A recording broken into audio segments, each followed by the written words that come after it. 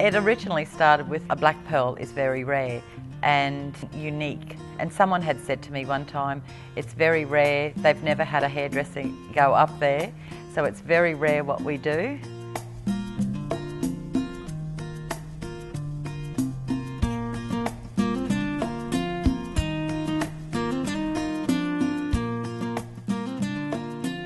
Flying doctors actually approached me and asked me if I wanted to just offer some hairdressing services up through Cape York.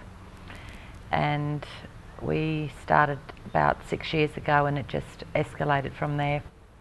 We'd pack all the hairdressing supplies all up in boxes and then we'd set up a salon, and we worked in sheds that we had to clean up with dirt floors and garden hoses outside, and people would travel for an hour and a half just to get there for a haircut.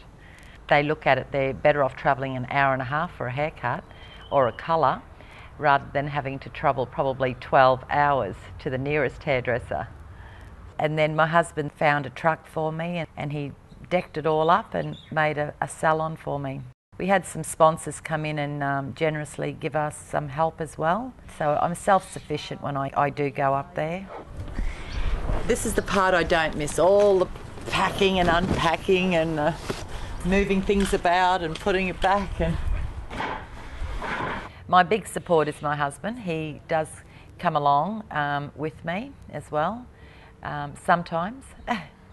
And generally I've had a few mishaps when he hasn't been there with me, like going to Bamaga, we did a clutch.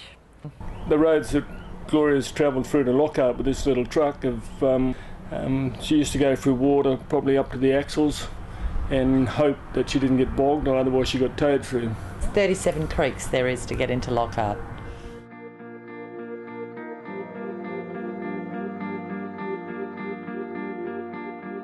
We went to Cowan, and I love the feeling of when we drive in the town or the community, the kids are the first. Within 3-4 minutes the whole community knows we're there, and I just never ever realised the isolation.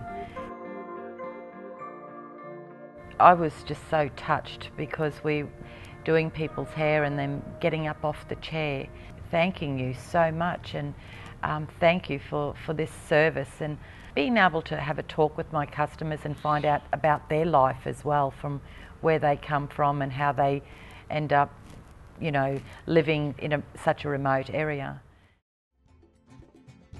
The kids are just all full of bright colours, all with fashion hairdos, and we've been into town, that's for sure.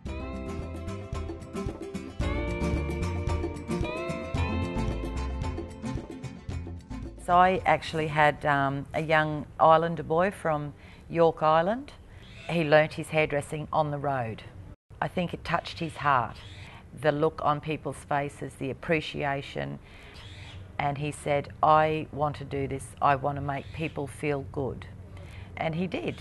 And he did his 4 years, with me. I could see that because they seen my apprentice getting better and better at cutting hair and colouring hair. They used to say to me, how can I do this? And so from there, it went to the training side of it. Yeah.